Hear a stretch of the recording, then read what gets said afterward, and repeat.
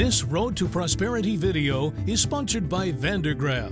Visit vandergraaf.com to learn more about how their advanced drum motor technology reduces maintenance costs while delivering reliability and longevity for belt conveyors operating in the harshest of environments.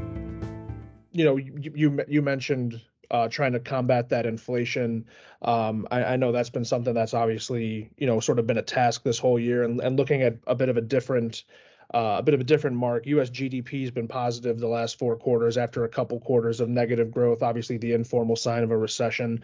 Do you see the U.S. as being beyond recession fears currently, or if those concerns do still exist, do you see it as something that is likely to happen? Is there a way to avoid it? What are your thoughts there? Well, first, I confess I'm a serial optimist, and I think I was proven right this past year. A year ago, so many of my colleagues and market analysts were saying, oh, we're in recession or it's imminent, and then it hasn't happened, as you said.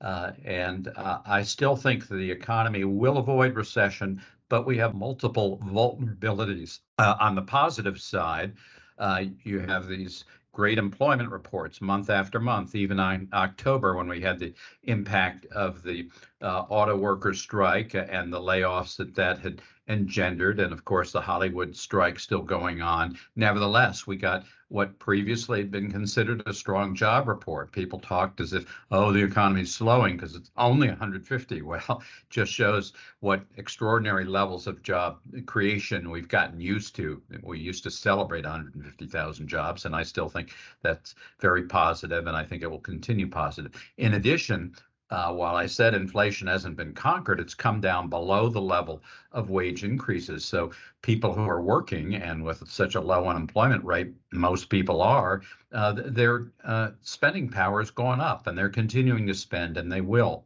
And wealth is going up for most households.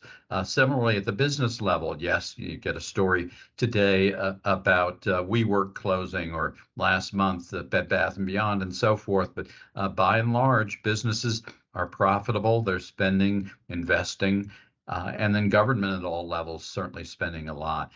Yes, state and local revenues look like they're about to turn down or have started to, but there's still a lot of spending that's already been committed. So for all those reasons, I think the economy will stay out of recession.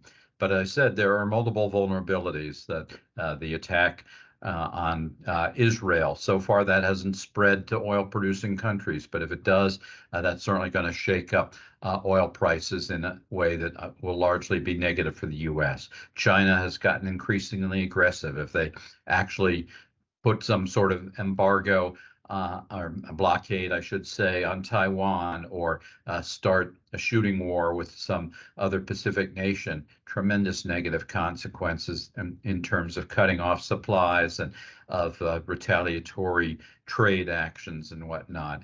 And then COVID hasn't disappeared, and who knows whether the next variant will cause more harm. So, and all kinds of cyber threats, AI, a force for good or bad, we don't know, and then the dysfunction in Congress and the tremendous polarization within society. All of those represent threats or vulnerabilities.